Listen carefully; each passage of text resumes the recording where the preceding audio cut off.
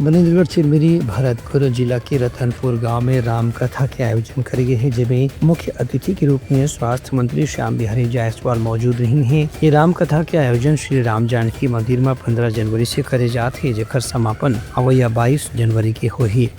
सनातन धर्म संस्कृति के प्रति लोगन मन जागरूक करे के उद्देश्य से कथावाचक पंडित विकास कृष्ण शास्त्री के मुखारबिंद से राम कथा के वाचन करे जाते।